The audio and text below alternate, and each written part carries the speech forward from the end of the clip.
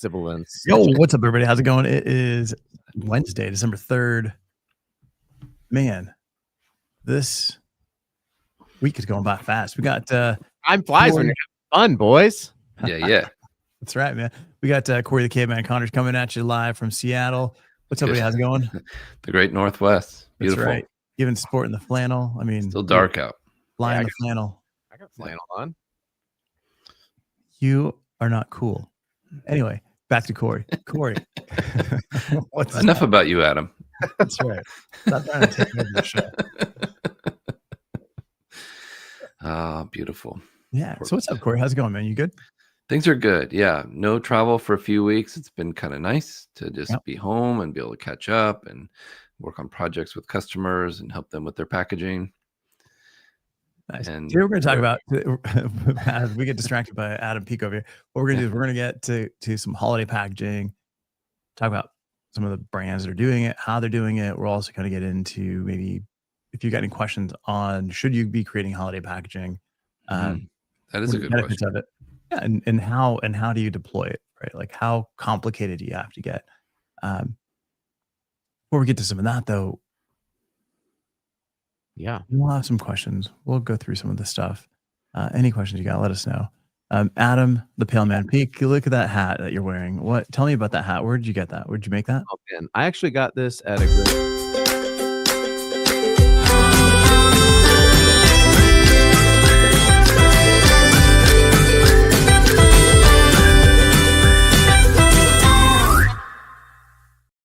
Like most about it is the flexibility of the hat. What's up, Gene? How's it going? Hey, Gene. Look, so it has flaps and it can go up. I get it. Nice. Nice. Oh, look at that. Whoa. It really helps back to normal. Keep the it gets cold here in Utah, so this hat is really quite snowing there yet? I heard. Yes, it's snowing today actually. Wow. So yeah, is that better? Sounds perfect. Way better. Yeah, thanks. So today we're going to talk about some holiday packaging. Throw up some questions if you got any on holiday packaging. I know like Hugh is my holiday packaging. Yeah, I know like Hugh, you've got all the maple syrup stuff. Like, do you guys do any holiday packaging? Do you do any holiday specific labels, hang tags, boxes, that kind of stuff? I just ordered one yesterday. Labels are packaging. Holiday packaging can be labels. Thanks, Avelio. I appreciate it can't. But it could be an accessory. Yeah, Butternut Mountain Farms does a snowman shaped bottle with a stocking cap. It's really cute. It's a 12-ounce bottle of maple syrup from the great state of Vermont. Oh, that's awesome. So it's like a Miss Butterworth's. Yeah, I bought a few of them. My wife loves snowman designs and things like that, so I bought her one. Don't tell her if you're listening. Wow, it's a surprise. That's why she loves you. You got the snowman body, right? That's right. That's right. Yeah, it's all the roundedness. This is Richard. What do we got from Richard? If you really want to stand out, ditch Santa and use Krampus. That's pretty cool, man. Oh, Krampus. No data to back that up, but that going counter is always good. We got Millweb One coming in. Hey, Millweb. And he's a big time deal on TikTok. Yeah, millions of followers there. He does. You do the video, the camera over the top, right, and like the folding up of the signs. He prints signs, yard signs, and vinyl signs for businesses. So yeah, reach out to him. He's a great guy. Milwaukee. Yeah. Algonquin for the other Milwaukee. Oh, right. Yes. Awesome. What do we got from Gene? Gene saying, when should brands start planning holiday packaging? Yeah. Dude, I'll tell you what, it's December 2025. I'm working on a holiday for a few brands for 2027. Wow. Right? So you got to get ahead. No, but that seems ridiculous. Why? Like, you're a designer, Avelio. It's my turn. Much planning. I said it's my turn to ask the questions around here. So you're a packaging designer. You host a Packaging Design Unboxed podcast. What is the reason to start designing packaging 2 years earlier? And I ask this because trends happen so fast. They just like how do you start to design a package now for something that's going to happen in 2 years, and you don't really know You what. must use your crystal ball. Yeah, how do you do that? Yeah, great question. Thank So you. you said a key term here. You said trends, right? So if you're a leading brand in any category, the last thing you want to do is worry about trends. You want to just focus on what it is that you're delivering and who your customer is and what's going to stand out to them. You've You're already the planned, trendsetter, right? you've already planned next year. And that is not just packaging, but campaigns, whether it's fashion, designs, if it's product, maybe it's new flavors, all those things are laid out. And because it's not just a box or a bottle and it's everything else that goes along with it, you have to have that kind of time because you've got lead times on product, you've got lead times on all these other things, and then making sure everything lines up. You're gonna leave some space to be able to adjust should something change from here to then. But most brands, I would say by March, will be done with all holiday designs for 2026. Yeah. Some brands get far ahead, and that stuff's already been done since probably 2 months ago for 2025. So we're starting now for 2027, and we'll probably be done with 2027 design by the third quarter of next year. Next year. Amazing. Yeah, because that's how long it takes. So it's not like I'm done next week. It's a lot of iterating on materials and die cuts and designs. So there's time to look at a whole bunch of things. And then from there, you're saying you get into starting to execute on the actual artwork, the approvals, the ordering, so that stuff is starting to arrive, especially if it's coming from overseas, starting to arrive, March, April, May of 2027. It'll probably start arriving like July, really, of 2027. Because what you don't want to do is you don't want to bring stuff in too early You don't where want to sit on it. you're warehousing stuff. But it's just making sure that everything is aligned, right? If there's like photo shoots that need to be done, if there's commercial, all that kind of stuff, all has to be done so that it launches all on the same day. So it's trying to align all these different supply chains, all the different lead times, and manage costs, because you kind of spend money a year in advance to make sure that you have that. But Milliweb's right. Like, if you can't wait for trends, you have to just do your own thing, and then That's right. whether trends happen or don't happen doesn't necessarily matter. Well, I do think, though, that we're talking about the difference between sort of traditional CPG retail focused brands that have a very complicated supply chain versus a company that's using digital printing those companies are the ones who I think can iterate and take advantage of various trends a lot faster, because they might even, let's use TikTok, for example. They may be selling through FBA or TikTok, and it's a decent sized brand, but they're not going through Amazon necessarily or whatever. They're not going through Kroger or Walmart or Costco. They just are directly connected to their to their fans. Interesting point. They can sort of they can use digital printing, so they can iterate very quickly, and they are the ones who I think can really knock out the trends, should they want to. Obviously, that's a decision that a brand has to make, but that would be possible with where digital printing's at today for packaging. You keep talking about trends, and I think it's important. I'm very trendy, if you can't tell. Not follow trends. And as an example, he's ahead of the trends. And this is right. This is right in your backyard. This is. I'm going to share this here. It always takes a second here. Canada. It's right. Utah. So with Utah is. They've shared the Olympics 2034 logo. Yeah. Why does everyone hate this, by the way? I'm going to be honest. Today, cool. I really like it. I love it. And the reason I can appreciate it is that it looks very current. Right? This is today, and probably next year, this is a trend with this type of typography Mhm. and big bold shapes. There's a lot of movement. I mean, you go down the drinks aisle, you're going to see this on a million different Oh, cans. Something very similar.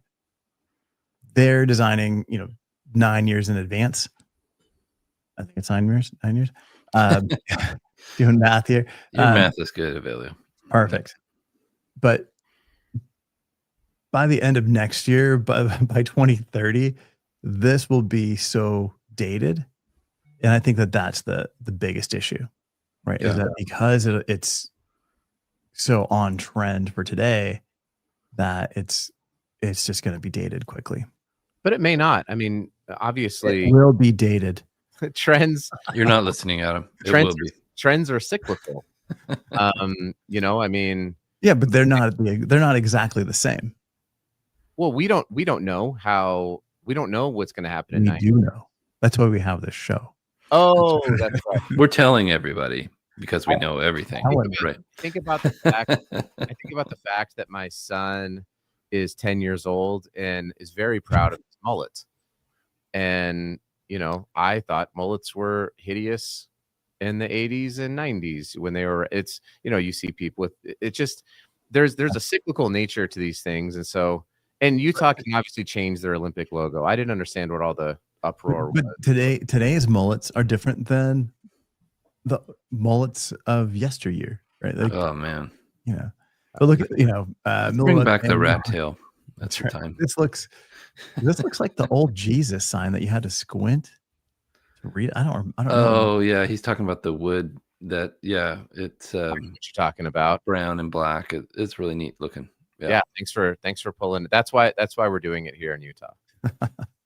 Right. So all right. So with Gene, he's saying he's designed 3 logos this year that look just like this logo, right? And that's and Gene's a great designer, so he's got some pretty good insight. As soon as a trend is classified as a trend, it's no longer a trend. It's a step and repeat, right? So everybody start doing the same thing. Yeah. That's it. Yeah. No one's doing 6-7 anymore, are they? Oh my God. When we're tired of it, it's terrible. How long will that last? Oh my gosh. I think it's already done. Yeah, it should have been done. Doesn't it seem like the trends when we were younger lasted longer? Yeah, but we were dumber. That's true. I think it's maybe because without the internet, stuff like that, like you didn't have it. Yeah. Yeah, that's You didn't have a constant cycle, daily, hourly, almost. It's pretty crazy how stuff still traveled across without social media and without the internet. How trends would just sort of 89. I mean, yeah. I mean, Avelio grew up in Italy and Hawaii and Japan, and he all at the same time. And New York and Chicago and Texas. Yeah.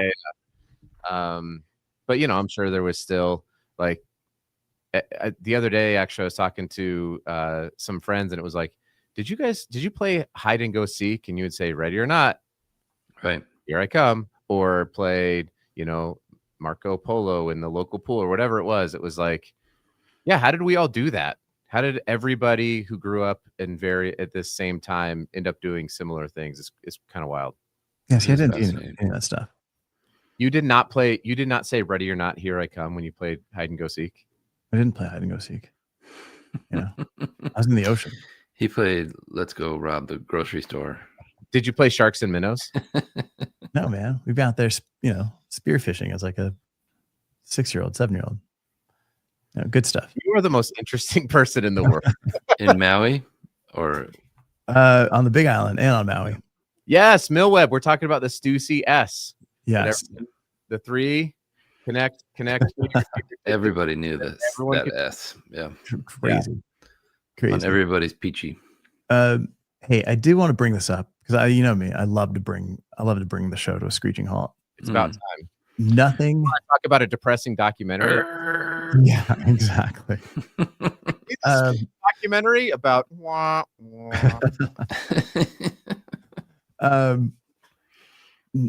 nothing says ready or not, here I come. That's what the holidays like layoffs. Looking at this article in Packaging Dive today, you've got thousands of jobs that have been cut.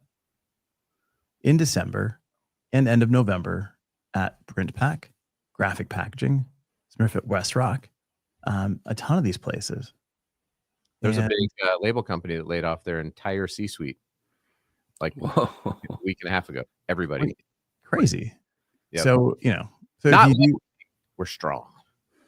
Yeah. But if you've got, if you're hiring, go hunt some of these people down, right? Because it's just unfortunate. They're closing facilities, and let us know in the comments if you're hiring, and we'll connect you with people. Yeah, absolutely. I mean, couldn't they just wait? Like it's rough. I know it's not an easy decision to lay people off or let people go. But man, it's rough. It's like, hey, happy holidays. I think people need to understand the economics of some of these companies, and especially when if you're on a calendar year and you're looking to either borrow more money or you're looking to sell your company or sell off part of your company, which is you need those finances to look one way at the end of the year and be trending a certain way. And that's why these things happen towards the end of the year. And it sucks. It's the worst part about business, but again, I'm not going to sit here and say whether it's right or wrong, because I don't have $1 billion and I'm not running these companies, but there's a lot of it that's happening right now. There's a lot of big companies that have leveraged themselves with a lot of debt when debt was free, and now debt is very expensive, and they have shareholders that they need to pay back, and they're looking to get paid back. And interesting. Yeah, that's what's happening in not just our industry. Yeah, across the board. What's up, Tom? Hey, Tom. Yeah. So definitely, if you're hiring, go check out some of these people. And so how do you lay off an entire C-suite? I don't understand that. Like the board makes a decision. The board came in and said, "Peace out." Okay, that's terrible. Yeah. Or maybe it's the right move. I don't know. Who knows? Maybe that company needed that shakeup. Yeah, and I'm sure that'll be in the news here soon. But so I won't share the name. But it was it's a big deal. Label queen. It's not. It was the label princes. Yeah, the label peasants. Makes sense. Yeah. So definitely go check out some people and hire some people if you're hiring. On the packaging for holiday side. Oh yeah, that's what we're going to talk about. No, and that's what we have been covering. I think what's the issue on the sustainability side, right? Because now you have to kind of think. Yeah. A lot of it gets tossed. Right. It's a whole new concept. Oftentimes it's they're taking a risk by innovating or doing something different. You look at Starbucks barista packaging that went major viral. People bought every single one and then wanted 10 more, but not all of them are like that. Oftentimes they get thrown out at the end of the season. And I watch a lot of dumpster dive videos on TikTok and Instagram. They're really interesting to see how after a season they'll go into the dumpster behind the whatever store and they'll say, okay, here's the display that was the seasonal one.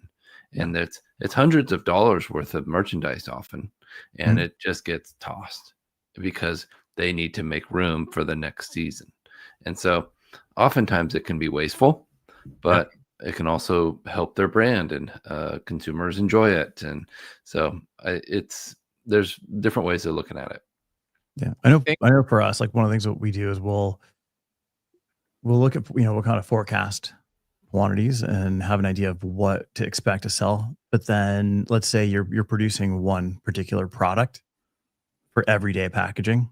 Yeah. If you just make a few tweaks to it where you can just keep running that same exact structure and colors and basically the same thing with a few different add-ons, you can run that in line. Once you're done running that, you go back to running your everyday stuff. And then when you run that in the store, you just run it till you run out. The goal is to, probably go through like mid-January with that packaging, with the holiday packaging. And then not have to throw them away. Right. Yeah. What There's if ways to do a it. family decided to do something? Because this would be pretty ingenious, actually.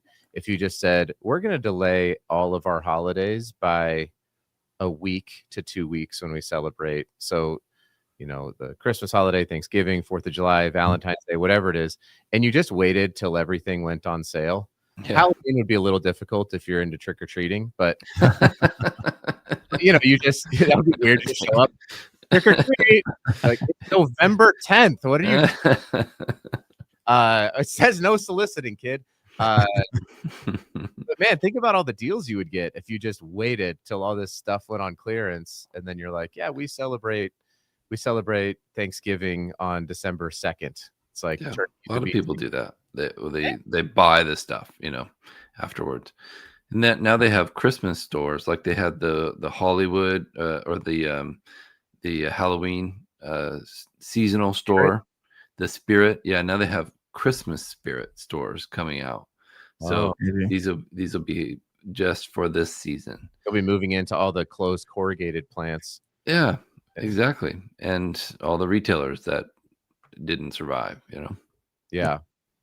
Hey, going back to your trend. Wow. Take. This is now becoming a trend. Jeez. Now it's dead. We're recalling back to trends. The thing with one of the most popular videos that I released on Packaging Unboxed for 2025 was the 2025 packaging trends. Great, that's awesome. But looking forward to some of the trends that I'm preparing for 2026 trends video is actually I don't know what you guys think, but in terms of like the way that things are costing, the cost going up, tariffs, all these different things, brands are trying to find ways to make money so that they're not having to lay off people. Yeah. I really see a spike in plastic. Like I'm seeing a spike for 2026. I think there's going to be a lot more plastic packaging out there, a lot more stand-up pouches. Yeah. Because you got to cut cost places in order to keep those margins. Will EPR laws maybe curb that a little bit? Because I know that EPR is expensive enough eventually. Oh no, it's expensive. Yeah, but I don't know that it's enough to change the delta between a tin can and a stand-up pouch. No, but it's enough to make somebody say, maybe let's not make as much. It just makes plastic a lot more expensive, and it's adding. It's only in a few states. Correct, but it's if you're tied to particular packaging, whether it's holiday packaging or your regular packaging, and you've invested in plastic and you're not, and you're looking out to 2026, 2027, 2028, I would be a bit concerned that my packaging was so tied to, for example, a multi-layer flexible film, because there's going to be a lot of pivots. The amount of reporting that you have to do on that now, the amount of time, the amount of money you have to spend on software and reporting and all this, just to make sure that you have your accurate data, just so you can make sure that you are paying the right fees, is only going to increase. I'm not saying that you're completely wrong. I just think that brands should be aware of this other pending thing. It's like you have tariffs, yes, you have inflationary pressure, yes. Plastic is cheaper, we get it. But also there are forces that are trying to make plastic a lot more expensive. And if that were to become federalized in, say after the midterms or, into 2028, 2020. You really think this would be federalized with the current administration? But I'm saying there are this year. This is what I would say, and I don't want to get too into this, but let's get into this. The answer is I have no idea. If you ask me, politics, everybody. If you ask me to predict what this administration is going to do, I would say I have no idea. They're all over the place. So, but that's kind of part of the point, right? Like the future is uncertain. So yes, they're probably going to invest in the thing that is known to protect their product, that is inexpensive, that is readily available, all of that stuff. I totally get it. Probably a good call for 2026. I would just say put a little asterisk on there if you're a brand and note that this idea is not going away, it's picking up. And so you should at least, if you're preparing for holiday packaging for 2027, you should at least have a secondary track of development for potential EPR regulations. Good idea. You have another plan, and maybe that's just raise your costs, because that's what but even with, like, I mean, there's mono material pouches, right? Like that's something that's available. It's more expensive. Yes, but they're still subject to EPR. They're not exactly like exempt from EPR because the recycle rate is so low. So if you can position those as reusable in some sense. Oh, interesting. That changes things. It could, but refillable, right? Like I think the point is, like, we don't know what the future is going to hold. We don't know what 2034 font trends are going to be. We don't know what EPR laws are going to happen. That's why we're here. That's why we do this show, because we have to have an opinion on what's going to happen. We don't know a lot of stuff. And so I think that we'll continue to see brands struggle with what to do in 2026. And you're probably right. They will default to the path of least resistance until something happens to disrupt that. Yeah. So all I'm saying is your Avelio is right. That's all I'm saying. That's all I'm saying. That's all I ever say. That's all I was asking for. No, I just, in terms of those trends, I think the shift to plastic is going to be huge in 2026. But I also see a shift. Wait, hang on. You think there'll be a shift from something to plastic? Like, we'll see more cereal boxes go away and just have. I think you're going to see that in a bunch of different areas with a bunch of different brands. I can't tell you exactly which ones, but I can see, I've seen more soup going in, more soups going in stand-up pouches, more cosmetics going in stand-up pouches, more, moving into like the refillable. With the spout on them, right? Yeah. I mean, I spent like 3 hours in Ulta this weekend just looking at packaging, and there was so much. There were so many stand-up pouches. It was insane. Is that why you got the cops called on you? They did. I was waiting to get kicked out because I was really going lane by lane, aisle by aisle, taking pictures of a bunch. Carted out. You're like, I'm just looking at packaging. They're like, calm down, please. Get out of here. No. Don't tase me, bro. Don't tase me, bro.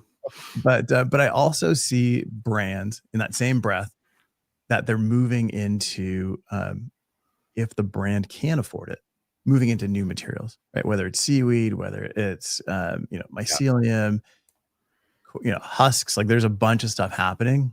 That's great. But if the brand can afford it, if they've got the margins to do it, and if it becomes a whole marketing vehicle, I see that happening. But you also see the brands that can't, that have tight margins.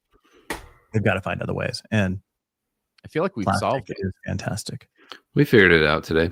Yeah, we did solve it. Can we? Yes. I gotta jump off. I gotta call. Let's do Can We Solve It Monday. On Monday. We'll have a special guest on Monday. We will. Yeah. So we'll find out who. We'll do double Can We Solve It next week? Ooh, Can We Solve It? Let's do it. 2 times.